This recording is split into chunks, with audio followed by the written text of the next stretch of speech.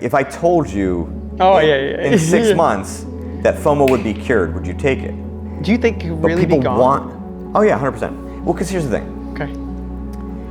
Emotions are... Everything you thought about FOMO is completely wrong. You might think that you have FOMO, but you might actually not. And today I brought Jared Tendler here to explain why. So Jared, welcome back to the show, my man. Alex, great to see you, man. Great to see you too, man. We're in New York City, so I love being here. City. I mean, you can hear the sirens, perfect timing. Perfect timing. It's full. Absolutely. So go ahead and take us through FOMO real quick. I mean, most people don't have FOMO because most people are not truly afraid of missing an opportunity. Like that's what it defines as, but like it's usually what it represents.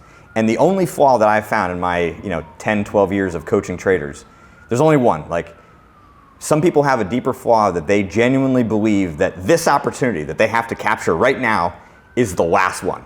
Now, intellectually, they don't always think of that, but like in the heat of the moment, it does feel that way. That's the only pure version of FOMO that exists. Okay. Everything else is you fear making a mistake because missing an opportunity to you feels like a mistake, right? You're a perfectionist, you've got high expectations. And so you don't want to obviously make a mistake. Missing out feels like losing because you actually lose in your mind. You didn't lose capital, but not making money feels like losing. So it kind of fits in the category of those people with really, really competitiveness, high, like uber competitive. Yep. And so yeah, missing out feels like you lost to the market. Sometimes you also know the people, in a group, on Twitter, right? Somebody else got it, right? Somebody's making money somewhere at all times. And if it's not you, it feels like you lose. So like the fear of missing out is really about the fear of kind of falling behind and like losing out. Sometimes it could be the fear of anger because making mistakes and losing, or just generally speaking, you get pissed off. And when you miss opportunities and you get pissed off, that's where revenge trading starts to come out.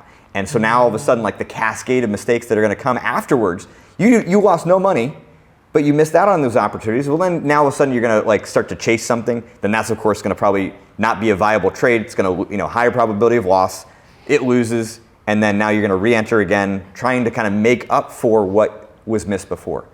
You also have, generally speaking, overconfidence, right? Sometimes people are just overconfident. Now, crazy statistic in general society, around 70% of people are overconfident, okay? And we know this because we look at like measures of self-reported intelligence or sense of humor or attractiveness. Yep. 70% of people think that they are above average. Yep. Right, so here we are, full stop. Right, everybody's kind of in like the everybody's smart, everybody's smart, beautiful. everybody's attractive, Yeah. And so like this is why you get like the contestants on American Idol who think they have an amazing voice and they're god awful, right? So overconfidence is endemic in society. So what happens? Well, here I am in the markets, something's moving. I feel like I'm not necessarily going to miss out because I'm skilled enough to capture it anyway. Doesn't matter that it's like missed my entry and probability's gone down, risk is a little bit higher now. I can still get it, right? So there's overconfidence that's causing that. It's not about fearing missing out. It's like, no, I know I can get it. Or there's greed. It doesn't matter. Like I want to make money. And so you become so blinded by a position moving really rapidly because all it does is like turn on the I can make a shit ton of money gene. Yeah. And boom, off you go, dopamine's spiked and you're off and running. Or, last one, it's actually gonna spike or trigger a loss of confidence because what does it mean about me if I'm not capturing this opportunity? Yep. Right, well that means maybe I'm not as good. Maybe it means that I'm falling behind my goals, so it can kind of deflate you motivationally also. So the point is that FOMO is just this umbrella term. There's only one pure reason for it, which is really flawed. Right? To think that this is the last opportunity you're going to get. If there's one thing we know, market's always going to provide opportunities. Maybe for your strategy, it's going to be a little bit, but everything else is just like code for there's some other problem that you have to figure out what is actually sparking your FOMO. We cover a lot of information on trading here on Be the Trader, but none is more important than the broker you choose to execute your trades. There are many reasons I use Cobra Trading every day, including multiple order routes where I can get fast execution, great availability on locates for hard to borrow stocks, and fantastic customer service. But don't just take my word for it. Both Benzinga and Forbes Advisor have awarded Cobra for best in class for short selling and day trading. Isn't it time you choose a great broker that you'll enjoy working with? Sign up now by using the link below, and Cobra will provide you with free software for an entire month, plus 33% off commission for life. I know you'll be as happy as I am when you trade with Cobra. Now let's get back to the show. Okay, so that's a lot of different reasons. I know people are like, okay, wait a minute, like, how do I determine which one it is for me? Because you just gave so many reasons that all are valid, and can it be tons of them? You know, can it be like, you have 3, or is it in most cases just like one really strong one? Like, I'm just curious. It's both. I mean, some people are going to be like very strongly like the uber competitive people. It's like the loss. Maybe there's a piece of that can be confidence driven. Some people are going to have a blend, but the way you can find out is to start to keep some notes, like as that spark, that trigger of FOMO gets created. Okay. Start to actually collect some data around the thoughts that are coming up in that moment, right? What scenarios are doing it for you? What emotions are you feeling? Like, is it actually fear? Is it more like an impulsivity? And then like, what's that impulse really about? So you're trying to unpack this. Now in the moment, capture as much as you can. And if you do that, it can help to keep you out, because so often we're, kind of triggered by this wave of emotion, and it just like kind of carries us forward. Like there's a velocity and a momentum to it that just brings us right into these trades too quickly. Mm-hmm. But if you can separate yourself from that reaction just a little bit, you have a chance to avoid succumbing to that pattern, right? We are like the market, right? There's patterns that exist. You're taking advantage of those patterns to create an edge. I help you to take advantage of the patterning in yourself to create an edge, an advantage to not make these mistakes. Yes. So the data collection, and I've got a worksheet freely available on my website. Sure. Right? Just go download it now, jaredtendler.com, worksheets, data collection worksheet, right? Print it out, have it open. I mean, it's easily the most simple thing you can do today that can help you tomorrow. Start taking those notes, and what's gonna happen is you're gonna start to get a flavor for what that reaction's about. Because what happens is, traders, succumb to FOMO. They go through whatever chaos ensues afterwards, and they kind of know better. It's like, oh, that was stupid. Like, how could you do that, right? And you kind of run yourself through the gauntlet for a while, wake up tomorrow, and you're like, all right, I'm not going to do that again. But what if you haven't learned anything, right? Yeah. So the odds are, right, probability is it's going to happen again. It's going to happen again until you really understand the pattern, right, and really understand what's causing it. So by writing it down, you get more of a flavor of the specifics that are occurring, and it can start to help you to categorize which of the ones that I just mentioned are affecting you. So let's just say, for example, it's someone who misses the opportunity. Going back to what you said at the very beginning, they miss an opportunity and they immediately think it's FOMO, but what if it's in another case? Let's just go down the road of it triggers revenge trading for them, right? Because it makes them anger, right? What would that look like? I mean, they're tracking it down just so that way, I don't want someone to listen to this and they don't, okay, I'm gonna track on my journal, I'm gonna download what you mentioned just a second ago, which we'll have links down below, and they just do surface level. Like, how deep, like what's the right answer? Like, I don't want people to be like, oh, I'm not writing the right stuff, or I am writing the right stuff. Like, help them understand what they should be writing, or should they write everything, and so forth. Yep. So I want like very specific thoughts that go through your mind, or specific ways that you're thinking about a particular position, the indicators that you're now probably ignoring or manipulating in your mind to convince you that it's okay and still viable. It's like, 4 or 5 of my criteria have hit. This 5th one, right, you're kind of starting to fudge. You're starting to kind of manipulate and create these excuses. Be very detailed. Write out what specific excuses you are telling yourself in that moment. Well, excuses are a nice word for BS. Like, how are you lying to yourself? But there's also like your emotions can kind of present as like specific thoughts. Like, I don't want to miss out here, or like I need to get back to even. If maybe the revenge trading from FOMO doesn't get triggered on a day where you're up, right? So first couple positions hit, you've got, nice 10% gain in the day, doing great. And then, another position moves out. It's like, all right, that's not gonna trigger FOMO on that day. Right. But maybe then you lose the third trade and then something happens. And so now it feels like you want to get back to your high water mark of the day. And so that's the thought. So, all right, well, what does that tell us? You kind of have to unpack it a little bit, but for some of it might be a competitiveness. It might be I expect myself to end the day at my high water mark, right? And that kind of a flaw, is not very logical. You know that it's wrong, but that's what we're trying to kind of dig out are those underlying flaws at the end of the day. So the categorization of greed and overconfidence, revenge trading is kind of like the next step. Okay. But where we eventually want to get to is identifying the underlying flaws that you're believing that help to really drive this. So, we get to the competitiveness, right? Competitiveness is generally going to sort of show up as you feeling like you're trying to beat other people in the market, right? And it could be specific people that who are doing well on that day, or just generally speaking, you want to do better than it could be in a group or just people on Twitter. It doesn't matter, right? So that's how the competitiveness is going to. Some people are very competitive with themselves, right? And they don't want to ever kind of fall below, kind of previous daily highs, right? There's ways in which you're kind of competing with yourself. If that's the flavor, then you have to start to unpack how is my competitiveness excessive or being used in an inaccurate way? Because the reality is you can't control results in the short term.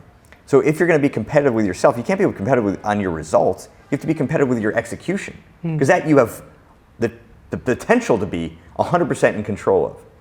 That's where your competitiveness needs to be driven. So if you have this, kind of excessive results-oriented mentality, which would be the flaw that we're looking for, then that's going to come out in that excessive competitiveness. So here we've got now mistakes, right? Another common example. So mistakes, in your kind of thoughts that you're capturing, you might actually have the sense oh, missing out is a mistake. I did something wrong. I should be doing X, Y, and Z. You've got these sort of expectations of yourself and your performance that are not being met, right? I shouldn't have missed that. Sometimes it's even as simple as you went to the bathroom, came back, and the thing had gone. It's like, oh, I shouldn't have gone at that time, as if you somehow could have known that. Right? So the mistakes are going to kind of take the flavor of a lot of sort of self-criticism and, kind of what you should or should not have done. So that's kind of what you're looking at. And then, okay, well, what's going to cause mistakes to drive FOMO? Well, you've got expectations of yourself that aren't real, aren't realistic. And some of them are perfection, right? A lot of perfectionists out there, a lot of people with super high expectations. Some of them are, wrongly assuming that a loss or a missed opportunity is a mistake. Because very often, a lot of traders I work with, certainly ones that have, kind of 2-3 years in the game, they view a missed opportunity as a mistake, even when it doesn't fit their criteria. And it's like, well, why is that? Well, because you, again, kind of have these expectations of yourself that are kind of forcing you to work around the thing that you spent hundreds, if not thousands of hours developing to create this edge, and then spontaneously you see something else, you're going to cause you to kind of throw that to the wayside. No. Again, be very clear about what a mistake is and is not for you. A mistake is a clear violation of the criteria within what you're normally doing. But to think that you're going to try to capture an opportunity that's moving, your position is just ripping, to not make a mistake is actually a mistake. So you're actually doing the thing that you're trying to avoid. Absolutely. And again, sometimes it's as simple as just calling this out, because these patterns kind of run in the background. We're not super aware of what's going on until you do the data collection. You start to unpack your thoughts, start to figure out what is really driving this, and then sometimes it's as simple as just saying it out loud or seeing it. It's holy crap, that's what I'm actually doing. I'm not saying it's an instant cure, right? But you automatically are going to start to feel differently, and then those moments of FOMO are going to feel more like a fork in the road. Whereas before it was just like a highway, a super highway, just going straight to it. Now it's now I've got a fork, and it's oh, okay, take a deep breath. That's right. I'm going to do something wrong here no matter what. I'm either going to jump in here or, well, actually, no. Now I've got an opportunity to do something right? So it's one of those kind of classic scenarios where if it feels wrong, you're doing it right. Like, because what feels right is to succumb to FOMO. Yeah. Right? But if it feels wrong, that tells you something's different. It may not be like what's ultimately right, but at least it's a step that gives you an option to kind of work out of the pattern a little bit. So someone tracks their habits, they track their thoughts, and what they do, whether it's actions or emotions or the thoughts itself, they get that all done. Is it just like one day at work, or is it just that they need to do this consistently for an extended period of time? Like, how often do they got to do it? And then once they get that information, like, what's the next step to even solve the problem? Like, okay, I know what's wrong now, but what do I do? So it's going to vary. Yeah. People that are generally more self-aware, you can do kind of like single days worth of work. So not like a single data collection, but like a single day of just spending time, like really asking yourself more about, okay, what are the scenarios where FOMO is occurring, right? You don't have to experience it again. You can just do this right now, right? Gotcha. Right. Sometimes it's helpful in the live market because the live market can kind of trigger a lot of memories and. Oh yeah. Right. But if you're, again, very self-aware, right? Spend time, like, what are the scenarios that's occurring? What are the thoughts, right, that are coming up? Same ideas. And then just kind of analyze it. Like, just take a step back and really think, like what is going on here, right? Why does it make sense that I am reacting this way, right? There is logic, even if that logic is flawed. Others, it's going to take, like 15 days in a row of taking these notes and like just kind of gathering up little pieces. Because self-awareness is not a black and white thing, right? Self-awareness is a skill that you can develop over time, right? And certainly if you're, a guy less than 26 or a woman less than 23, your brain is actually still developing the capacity for self-awareness. So don't have high expectations if you're 19 years old that you're going to be like really tuned into what's going on, because you're still like physically growing the capacity to do that. Okay, so it might take you like, again, 15 days, 20 days of just like gathering up these notes, paying attention to it. The more you do that, the more your mind tunes into it. Why? Because you're telling it, this is important, pay attention here, and you start to gather more information. Same thing you're doing with charts, right? Yep. Like, you're looking for opportunities. Like, so what you're doing, you're gathering up all this information, starting to see patterns that you didn't see before. Here you are over here doing the same thing for yourself, gathering up this information, seeing patterns that didn't exist. So give yourself some time, right, if you're not too self-aware. And then once you do that, either one, the next step is to either do what I call a map, where you're mapping the escalation of this problem. Okay. So for some people, it's like 0 to 100, right? The market's on, and as soon as they get in, like I have clients, 9:30 on the dot Eastern time, they are taking a trade. Doesn't matter whether it's viable or not. Like like you turn the market on, and they're at the casino, and they cannot help themselves to put something on. So it takes a lot of work to kind of chip away at that reaction, and help them to. But because the pattern there is nothing that you can control. It's 0 to 100. But for many people, right, the example I gave earlier, where few losses early on, fine, I can handle that. Third loss on a position that like stopped me out by a tick, or was like super close to like hitting my target, and then I close out, or worse, you close early, and then it races to your target. Like that stuff can just like gasoline on a fire, right? So the pattern is like early on, what's happening with those early losses? You think that you're fine, you're not, right? Because if you were truly untriggered, right, if there was truly kind of clean emotionally, there wouldn't be that reaction on the third one. It's because there's some buildup that's occurring, and if you pay attention to those mistakes, like, oh, okay, it bothers me a little bit. I felt a little frustration, but not a big deal. It's like, okay, that's fine. It may not be a big deal now, but if you don't do anything, it will be a big deal. So you have the opportunity to take action and reduce your reaction then. Try to reset yourself. Do a little bit of writing, talk yourself through it. Much like a coach would, right? Traders don't have coaches, right? If you were in the NBA, you have a coach. You got a guy barking on the sidelines, in practice, like always giving you feedback, telling you how to think. And if you're not, they yank you. who is going to yank you from the market, man? I mean, like kicking and screaming, hell or high water, like I'm not leaving, right? Yep. But yet, so often, like that's what's needed. So if you can kind of see the escalation, you can give yourself a break. So in that example, you've now taken 2 losses. I don't care at this point if you've been able to kind of reset yourself. Take 5-10 minutes. If you miss an opportunity, you miss an opportunity. But for right now, until you can establish the control and the command of your emotional state, you're at risk. So what's the probability, right? What's the risk? Option A is stay and make sure you don't miss an opportunity that's viable, but you're at risk of taking one that is not viable and losing money. Or leave, you guarantee you're not going to lose any capital, but you might miss a legitimate opportunity. The problem is, like, even if there was a legitimate opportunity, you may not be able to manage it that well, right? You may close it early, you may let it run, try and make up for those previous losses. So like, the risk calculation is different there than you think it is. We think it's like completely reset and probabilistically pure, but you as the operator, you as the trader, you're compromised. Yep. So point is, that 10-minute break is actually a decent chance to de-risk the situation and give yourself a chance to now kind of talk to yourself like a coach would. Get your head back in the game. Ideally having some understanding of the causality, which is option B, and I'll say in a sec. But for right now, it's just a great way of just kind of managing the emotional risk.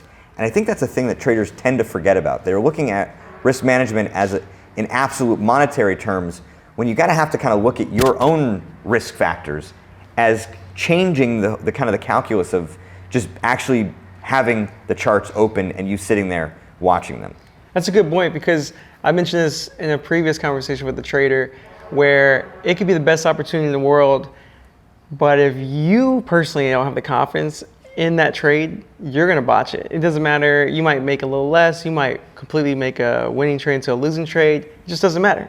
So like you said, you gotta manage yourself. Which was what makes trading hard, right? I think, as a solo entrepreneur, I'm the boss, I'm the accountant, I'm the marketing manager. Right. It's like we gotta wear all these hats, right? So as a trader, right, you're the researcher, you're the analyst, you're the manager, and you're the trader. And it's like that gets fuzzy. I mean, so many traders have a difficult time. Yeah, exactly. It's such a difficult time just able to kind of be present in the markets with the pure athlete, trader, performance mind. They want to do other stuff. They want to do a little research. They want to look at other stuff that they shouldn't. They want to do a little bit of, kind of management and, no. Your job, here's my strategy. Execute this thing. Otherwise, you're out. Because if you're on an NBA team, if you're not following the plan, you're going to sit until you can kind of get yourself right. And it becomes so fuzzy and easy for traders who are on their own to make things fuzzy and blend it. So again, it's sort of a separate idea, but start the trading day, going through a routine physically that helps you to compartmentalize the act of executing trades like an athlete would, like kind of almost like walking through the tunnel, going into an NFL game, or being in the locker room, or like walking out and like it's game time. Like you have a mentality that's pure execution there. You're not learning, you're not trying to manage, you're just out there trying to execute the strategy. So I have some of my traders, if they have a segmented room, that door is closed, right? And they're standing outside that door talking to themselves like they're in the tunnel, right? Like making sure that they're clear about what they're gonna do when they get in that room. And if their mind starts to get a little wobbly and they start to get, it's all kind of very clear, they walk out, right? It's kind of like benching them.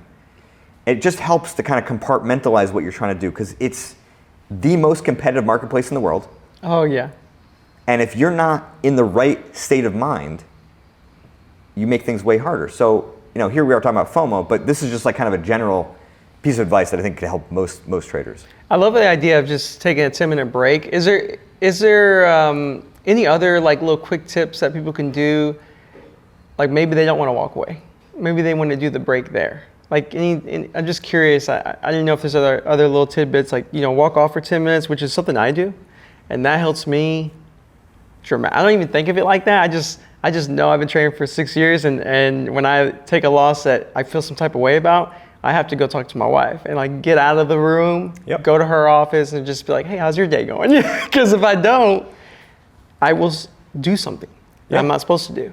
Because it's just too hot, right? The temperature in the room, the temperature internally is too hot, like you're going to explode. Yep. So by walking away, like you kind of start to cool off a little bit, right? Just like if you were in an argument with your spouse, right? Yep. Of course, neither of us have ever had, right?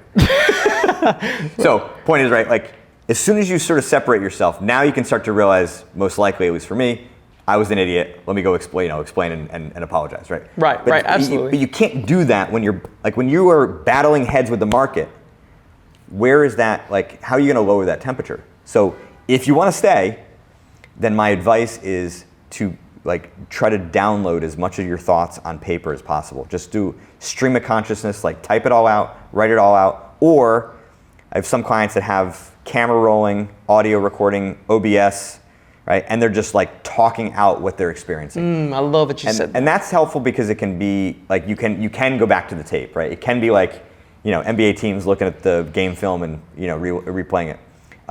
But the point is, you're trying to lower the temperature. You're trying to reduce some of that emotionality. And if you keep it all inside, right? Pressure cooker going to explode. Yep. Release valve, talking, writing, typing. Get some of it out. Yep. Get your sense a little to breathe. I'm not a big meditation guy, but obviously that's certainly helpful at a time like this, right? Just to start to breathe. Because so often when we're in that spot, like we're holding our breath. There's tension here. We're getting closer to the screen. Oh yeah. Just like take a deep breath. But sometimes you like try to take a deep breath, and then like immediately once that breath's over, you're like you're kind of right back at it. And so then you know that like that's not going to work. You've got to do something else. Walk away, write, talk, something. Now, before we start to wrap this up, Jared, can you give people an idea, like, because I don't want them to beat themselves up if they can't master this like in a day, So like, can you talk about like what kind of expectations they should have when trying to improve on their head game to execute on the market? I mean, you look fairly physically fit. I'm assuming you go to the gym. All the time, yep. Okay, so let's just say you weren't working with the personal trainer. Go to the gym tomorrow. Do you think that you would get bigger muscles in one day? Okay, I promise you there are people out there that do, from a mental and emotional standpoint, right? They think reading my book, right, doing the work that I talked about, things we've talked about today, can give them bigger muscles mentally and emotionally like that. And so think about it like going to the gym, right? At the beginning, you're out of shape. You're not even like building muscle. You're just kind of like getting your muscles like, a little bit of blood flow in them now again, like kind of warming that back up to then eventually be able to build some strength, added flexibility, mobility, whatever your goals are. But realistically, this is not like a 30-day crunch, right? Where you're going to say like, because those things don't last. Yep. I'm a big sustainability guy in that I want like the foundation that you're going to build to be strong. I don't want this to be a house of cards that like one bad day 3 months from now, like just, topples the whole thing over. And it's like, it's awful for motivation. It's awful for confidence. I mean, we see blown accounts because of that, right? Because like you're in this sort of inspirational high, like the beginning of a new year, right? And the reason that those things fail is because you haven't actually corrected the core weaknesses, the core flaws, like what I would call is your C game, right? You've got your A game. A game's gotten better, but your C game, like how are you when you're bad? That's the question. So on a day, and I've been working out a ton because for me, golf is my motivation, right? Yep. So like last weekend, tired, scaled down the weight, right? Kept the rep range up, scaled down the weight so that I didn't get injured because the injury is the worst. But the point is like, years past, that would have been a day I skipped going to the gym entirely.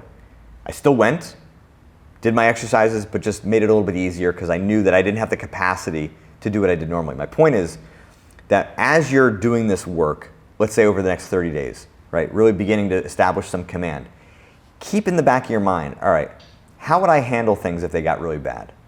Because it's very easy when you're seeing progress. Again, we know most people are overconfident. So you're going to start to get overconfident. Oh, now I got it. And I promise you don't until you can prove that you can manage FOMO, manage yourself on days that are tough. And if you're in this sort of 30-day progression, you haven't had a lot of things that have been really testing you yet, right? Let's get, so progress is there. Stay hungry, right? Yeah. To want to prove that you can do this when it's hard, right?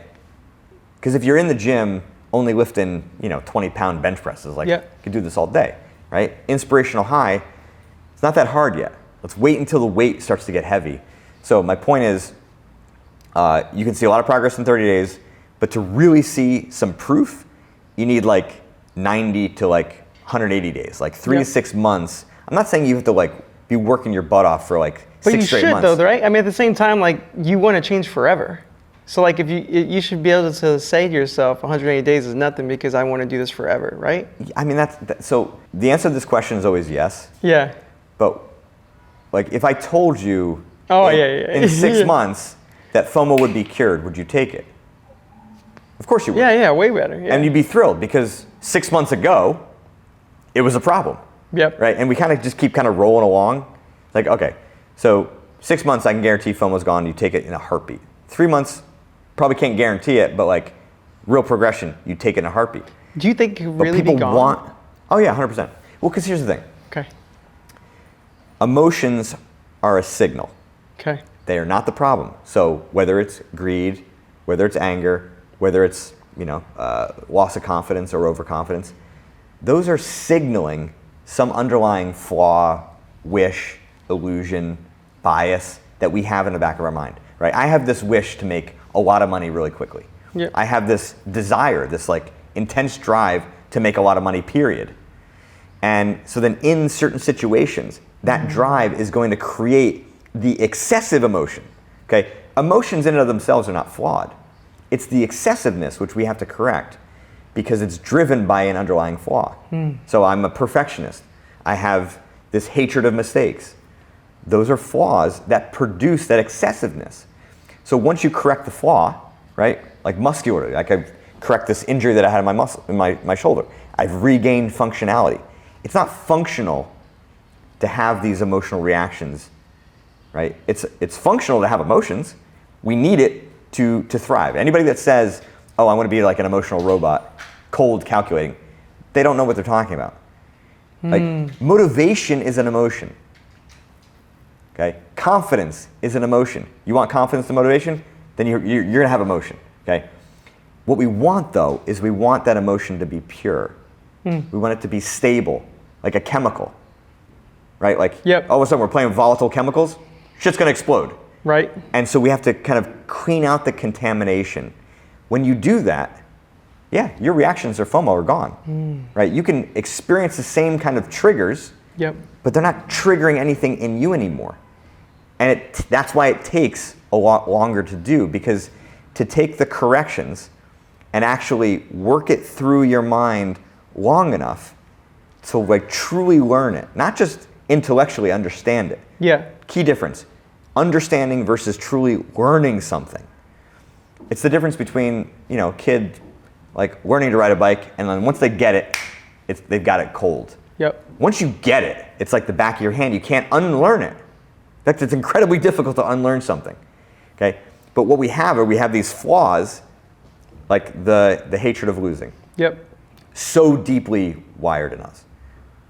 And so how long is it going to take you to upgrade that, to understand how losing truly occurs in trading? Because it's different. I'll give you a good analogy here.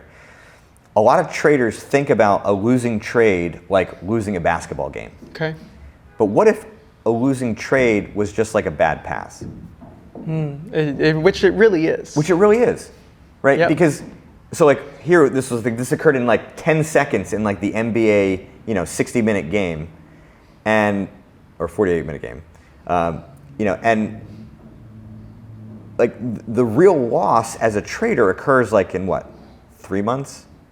How long is it going to take you to play a full game? Yep. It's a right? year. Where your edge, sometimes it's a year. Yeah, where your true edge is actually playing out. But when we think about, oh man, I lost this trade, it's like I lost it. No, just a bad pass. Just a missed shot. Yep. Right?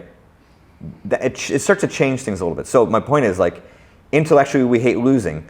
We've got to upgrade the way in which we're interpreting it to have a little bit more complexity, a little bit more nuance. Because for a lot of people, it's just very blunt. Yep. I don't want to lose a trade. Like, but you didn't lose just because that trade lost. Yep. What you did was something different, and like truly embracing that takes time, right? It takes 3, 6, maybe 12 months to really internalize. But once you do, you're forever changed, and that is where your foundation is strong, and the house of cards goes away. Because now you can't unlearn the real nuance. Intellectually, right?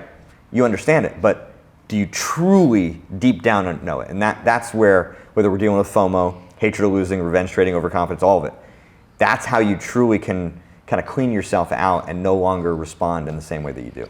Well, look, Jared, I know people are going to be like, okay, I want to learn more about this. I want to completely get rid of FOMO, period, in 6 months, or maybe a year, whatever it may be.